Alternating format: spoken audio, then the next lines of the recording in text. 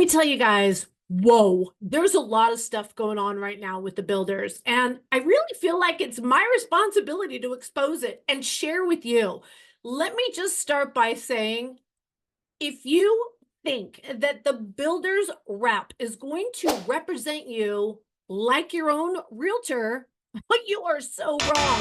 And let me tell you some of the stuff I've uncovered that I have been working with new construction over the last several years since interest rates have gone up. Look, there's no doubt in my mind that new construction is very appealing with the incentives that the builders are offering. But let me point out that the builder's representative is not your agent. You are just a customer. The builder is their client. They have a fiduciary responsibility to the builder. The only thing they have to give you is they have to be fair and they have to be honest. Now, some people think that that's all we do as realtors. You just got to be fair and honest. But no. What this means is they don't have to be forthcoming. They don't have to put your interest, financial investment above their client, their employer, by the way. And they don't have to even provide known confidential information to you as the customer. In fact, let's break it down. Let me talk to you more specifically about what I mean. The first one is going to be structural quality integrity. Not that I'm trying to promote this inspector's Instagram page, but if you do not follow Sci-Fi Inspections on Instagram, do that right now.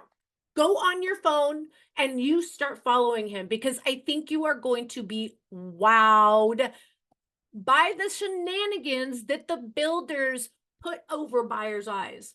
Now, they'll flat out lie to you and they'll tell you, no, that's code, or it's supposed to be like that, or it's okay. Wrong. And this guy is uncovering it at a whole new level. Now, here's what I discovered just last weekend. It was really interesting the way I've noticed that they are selling the idea of getting into these homes. So they have these magic boards as you go into the sales office, and it says, if you buy this home at this price and we're offering you this interest rate, if you do FHA, it's this. If it's conventional, we do this. Here's a couple things. Number one, they only show you the principal and interest, and I'll tell you why in a minute. They only show you those numbers and you're super wowed. And so you're kind of thinking, yeah, well, the taxes and insurance, that's going to be no matter where I buy. Yeah, but it's different amounts. So again, I'll get to that in a minute. The second thing they don't tell you is so many people really do want a conventional loan, especially if you have your 20% down or even 10% down. You want to minimize or remove that mortgage insurance. But they don't tell you that you need, get this, ready? A 790 FICO score in order to qualify for like one particular builder for a 5.5% interest rate. You had to have a 790. Now, people at my age have 790s, but people in their 40s or even in their 30s, you haven't had credit long enough to even get it that high. So either you're paying a higher interest rate, so I feel like it's like a fast switch, or they say to you, you can use FHA. Now, yes, you can use FHA because FHA has a lower threshold as far as FICO score, debt to income, but there's also a 1.75% fee tacked on that back loan amount. Now, for people, and if I'm getting too technical, please don't go anywhere. I don't want to lose you because I have so much information here. I'm so passionate about this. I just want to share, so don't go anywhere. You can subscribe in the meantime. But what I'm trying to say is, if you don't have 20% down, or maybe your credit score is in the mid 60s or even 670, 680, or you need a little bit higher debt to income ratio. Sometimes, I always say this, there's pros and cons to everything, and you have to weigh out what amount of pros outweigh the cons. Like, everything's not perfect, but wouldn't that be nice? So in many cases, FHA is a great opportunity, but if you're a conventional buyer in a traditional sense, and you've been drug into this sales office because they're advertising 5.5%, and then you find out because you have a 740, which by the way is absolutely fantastic, but you don't qualify for their 5.5%. I don't know. I kind of felt duped. Just saying. So that's why you got to give us a call, and we do the research before you even get here. Like, we will ask, you just got to give us a call. We do a Zoom call. We will ask you a series of questions, and we put together kind of your performer, like what's your priority, what you're trying to accomplish. And then we'll do the research with, if you're looking for new construction or resale, before you even get here. Let me tell you, driving around to builder on your own without a realtor or without a professional, I know it sounds funny, I'm a professional relocation expert. Well, I am. Here's another thing. I had someone else post on my comments, which I love comments, by the way. So if you'd like to make some nice comments or questions, they were saying that their realtor, they were interested in Queen Creek. Queen Creek is in the southeast part of the valley, but they were being shown homes in Santan Valley. Some realtors just think that's just like the next city over. It's a big difference. Let me tell you what I mean by that. Okay, first of all, Pinal County taxes are assessed at a 0.75%. That's just the standard Pinal County assessment. Now, Maricopa, just to give you a comparison, is 0.64. And again, if you're wondering how that's compared, my family, where they live in California, it's assessed at 2%. That's pretty big. You're thinking it's just a little bit more if you go into Santan Valley versus Queen Creek. Not so much. Not only will you have that 0.75% assessed, but you also don't have fire services that are included in that. Now, it's very confusing, especially in that one city, because there are some homes that have a Queen Creek address, but you're paying Pinal County taxes. And I'll tell you, people that own a home today with a Queen Creek address and they're paying Pinal County taxes, they'll fight tooth and nail that it's the same. It is not. So let me just make sure you know that. It's a different county. The mailing address is not what counts. It's where you pay your taxes. So although the taxes might seem nominal, it doesn't include fire services. So you're going to be paying somewhere around $800, $900 more a year on top of that slightly higher percentage of the property taxes. So you're going to pay much higher property taxes in Santan Valley versus Queen Creek. I'd like to mention one more thing about Santan. It was interesting. We had a client that was coming from Los Angeles, and they were drawn to the lower price point in Santan Valley. But when they called about not homeowners insurance, medical insurance, like that is definitely part of cost of living, but you don't really think of that when it comes to housing. They shared with me that they would have to pay for the same exact Blue Cross Blue Shield policy in Santan Valley versus Queen Creek. So we're talking two different counties, right? Pinal County and Maricopa County, if you didn't know.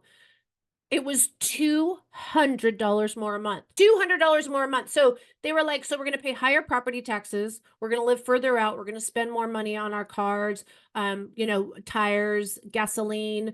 And now we also have to pay fire services separately. And now I'm paying $200 more a month for my medical care. They're like, we'll pay a little bit more for our house in Queen Creek. This is why you have to give us a call, guys, because these are the layers of the onion that we're going to peel back for you. We're going to talk about the cost per month. It's not apples to apples. And the one thing that I have to say that people really love about moving to the Phoenix metro area is the low property taxes. I'm going to get to this next part now. Now, this is in Maricopa County and in Pinal County. It's actually becoming a thing. It's something that does exist in California. And for those Californians watching me, you know that horrible word called Melrose. Well, let me tell you, when I first moved here 27 years ago, I never heard of Melrose. Then when I started selling real estate 20 years ago, everybody that was moving from California, they were like, yay, no Melrose. I had a hard time remembering what that word was because we call it CFDs out here. It's called a community facility district. All right, what exactly does all these fancy words mean anyways? Okay, what it is back in the day, like back in the day, 80s, 90s, when a builder wanted to move in, development, the builder had to pay for improvements in the area. The builder had to pay for infrastructure, maybe some roads, water services, some of the electrical costs, funding for schools, things like this. Okay. Well, then the builders one day was like, okay, instead of us paying for it, what we're going to do is we're going to get a bond. We're going to get a bond, and it's going to be tacked on not to the home price like it was in the 80s. It's going to be on the property taxes. That way we get these amazing, beautiful communities. We don't have to pay for it. The buyer's paying for it, but they don't see it on the price. This is what blows me away, because back in the 80s and 90s, it was built into the price. The builders just absorbed this. They passed that cost on to the price. So now what we're seeing and the builders are taking out these bonds. They're adding it onto the property taxes. The city benefits, the builder benefits, and the buyer is the one that pays for it.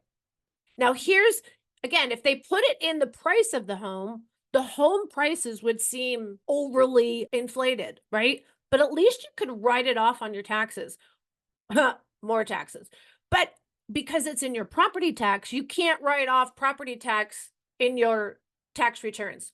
Okay, I hate the word tax, but it's all of the. So there are some communities that have CFDs that are smaller than others. It depends on the improvements and whatever they've needed to raise in order to build these communities. We have seen CFDs in the Arizona, Phoenix area, in cities like Scottsdale. They've had them actually for quite some time. Scottsdale, we've seen them in Goodyear, and that would have been Estrella Mountain Ranch. Surprise, we're seeing them more and more up that way. Peoria, also Buckeye, Verado, and we'll get back to that in a moment. Mesa, which is Eastmark, and the new one in Apache Junction. And what really made me make this video is because the Blossom Rock Apache Junction CFD made me fall out of my chair. I was shocked and disappointed at the same time. When I saw the amount that was applied toward every homeowner, taxes, it's there for good, guys. It's crazy. Ready for the number? It's the highest in the entire greater Phoenix area. I have not seen anything higher, but I'm still looking because now I'm doing all kinds of research. Are you ready? It's 1.1%. Well, let me tell you, if you're shopping in a $500,000 or $600,000 purchase price and you're trying to keep your payments, under $3,000 a month for the mortgage, this is what the builders show you. They're like, look, you can, with our buy down rate and this, you can get it for $3,000. Oh, but by the way, you have $500 a month. That just breaks my heart in taxes. And that's in the 550 price range, just to let you know, guys. Like, that to me was like, oh boy. And I'm not going to bring, I mean, if a buyer wants to look at Blossom Rock, I'm going to take them there. But here's the thing, guys, I'm going to make sure they know what that means to them financially. It's not just the purchase price. And I've said this so many times before, especially when you're comparing the Phoenix area. People are like saying our prices are so high compared to other states. But the reason some of those prices are lower is because the property taxes are so outlandish. And again, that's what I loved about Arizona, is that it was significantly lower. But I'm telling you, a $550,000 home having $6,000 a year taxes is extremely disheartening.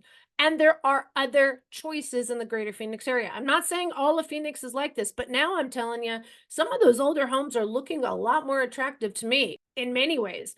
Like, again, so when I'm talking, like, when you look at Georgia, their housing prices are cheaper, but their insurance is pure. Texas, oh my God, my channel partner in Houston, I see the stuff he shows. I'm like, oh my God, that's like half our price. And he's like, yeah, but we pay $20,000 a year in taxes. I'm like, oh my God. So again, got to give us a call, because we're going to give you the real picture. We're going to open your eyes. We're going to share all of this information with you when we're talking about areas. Look, sometimes there are people that don't really necessarily care about paying that $500 to $700. Yep, $500 to $700 a month that's not in your mortgage. Because don't forget about homeowners insurance. That's another thing, guys. When you're shopping in different areas, depending on where it is, and if it's in the more newer areas or remote areas, some of the homeowners insurance can be crazy. If your home is back to the open desert area, look, we're seeing a lot more fires across the entire country. It's not just an Arizona thing.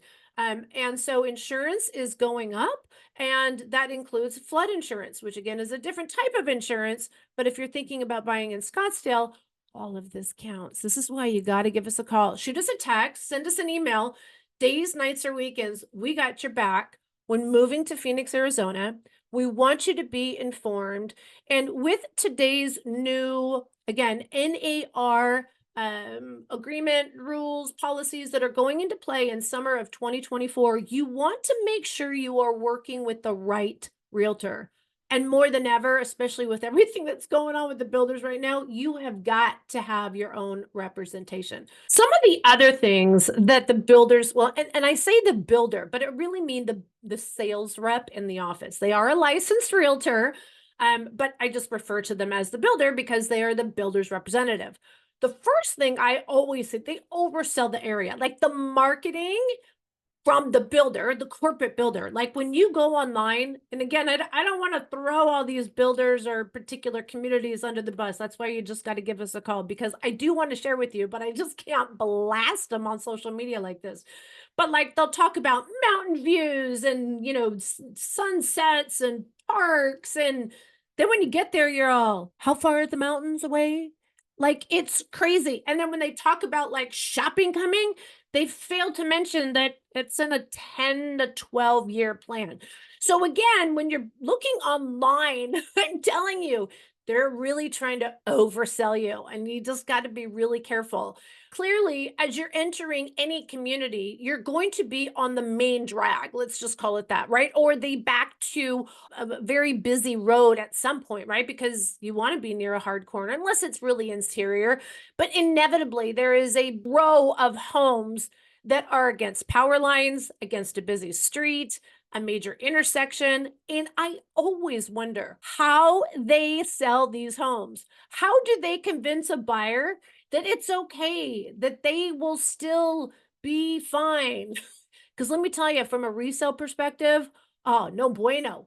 And that's the very first thing. Now, here's another thing too. The way your home faces in Arizona makes a difference, but it also makes a difference for how you're using your home. So for instance, ideally, you want your home in Arizona, if you're going to live here full time, to be north and south, north-south facing.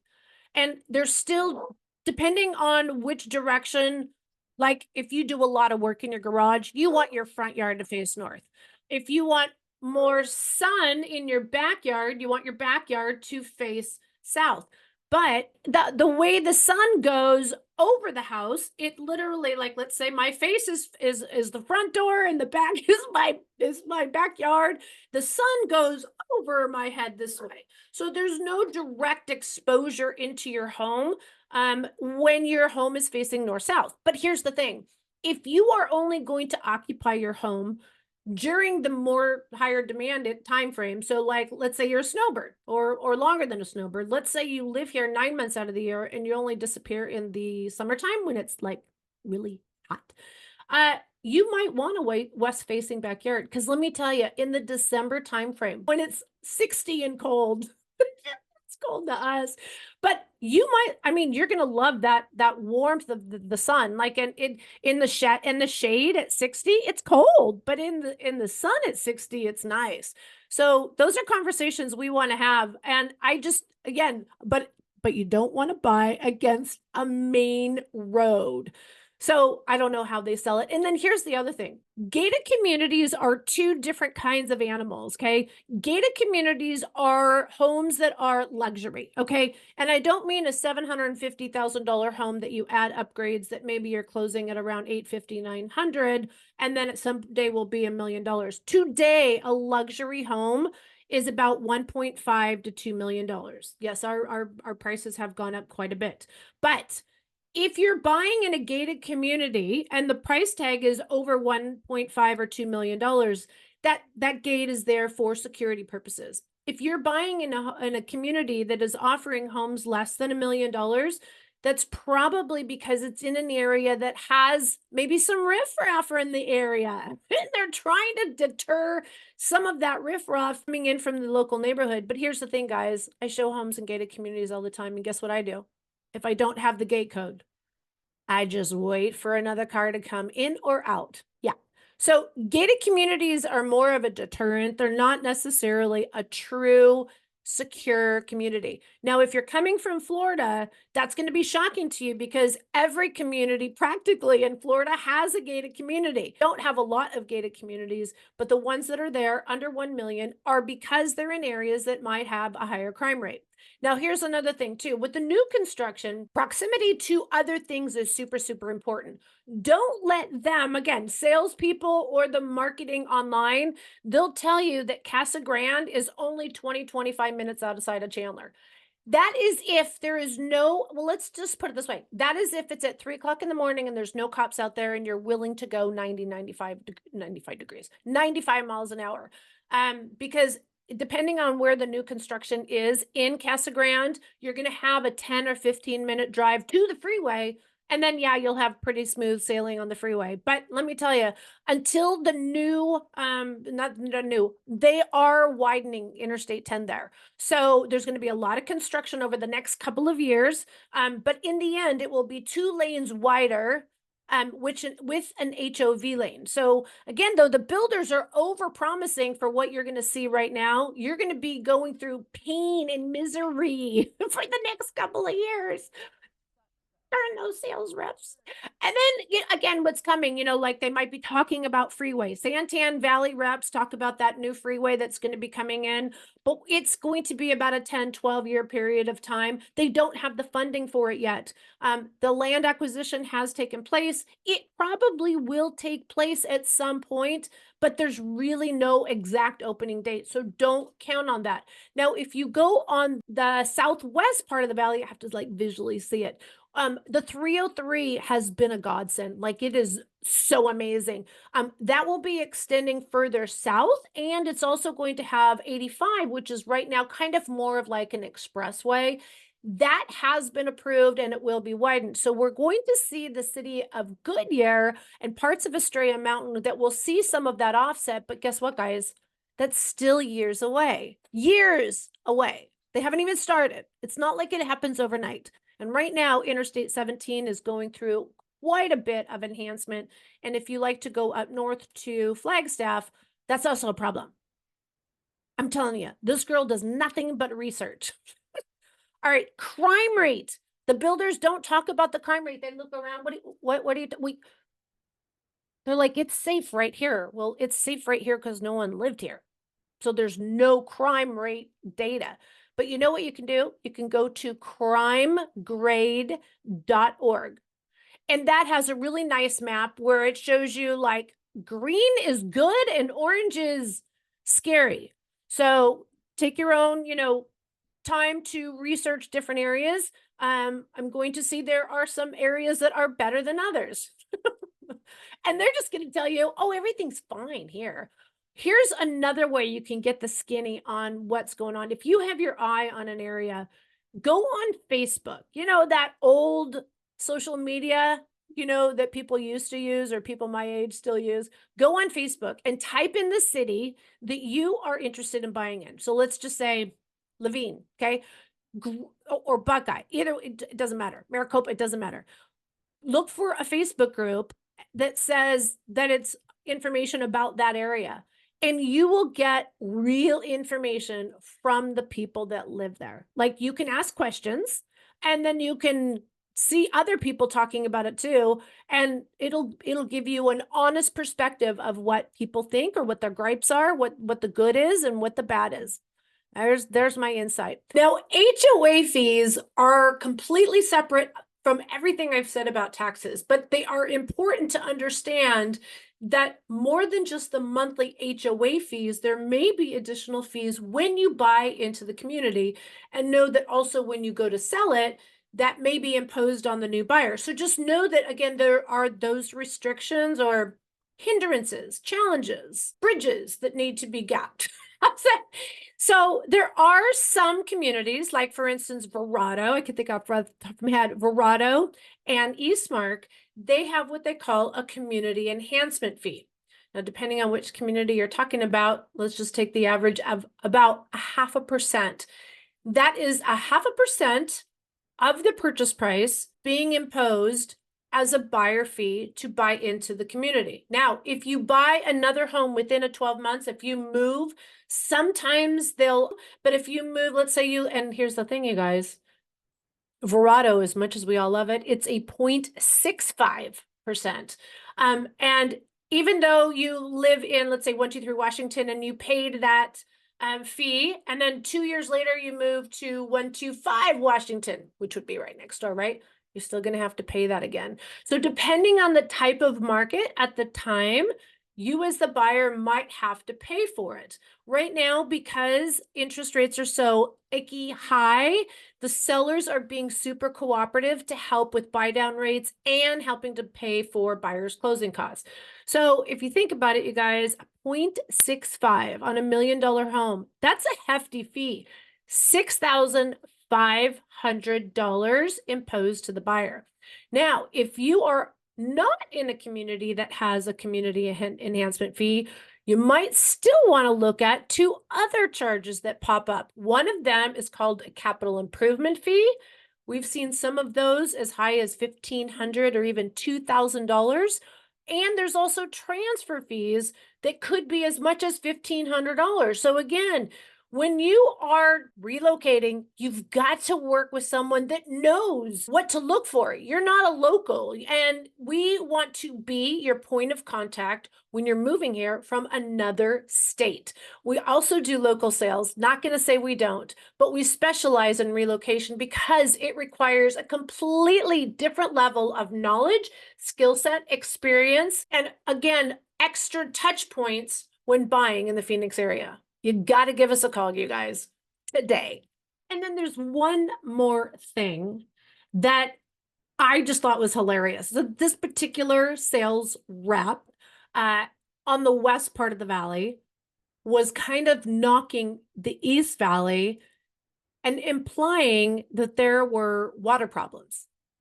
And the funny thing about it was they were in Buckeye, because I was like, Buckeye has like a water issue more so than the East Valley and Queen Creek and even Santan Valley. And the reason Queen Creek and Santan Valley really don't have a water issue is because they're converting their water certificates from agricultural use to housing.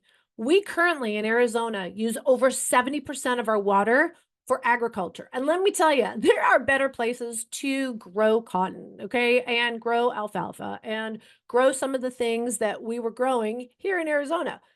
So there is water in the Southeast Valley. And when our governor about a year and a half ago said, hold on, we're not going to be approving any more, building, that was specifically for the city of Buckeye. So, and that has since been resolved. So needless to say, I just thought it was hilarious that the sales rep was literally dissing or throwing her compadres in the East Valley under the bus.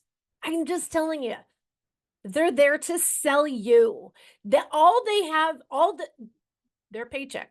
They are there to do one thing, to sell you a home in their community. Whether it's the right community, whether it's the right home, whether it's the right house payment, they are there to sell you. So just be aware when you go into that sales office. So call us. I'm telling you, we can negotiate our fees from the seller, and we'd just love to talk with you more about it. You just got to give us a call. All right, guys, cannot wait to hear from you and tell you all about what the builders are doing. All right, talk to you soon. Bye.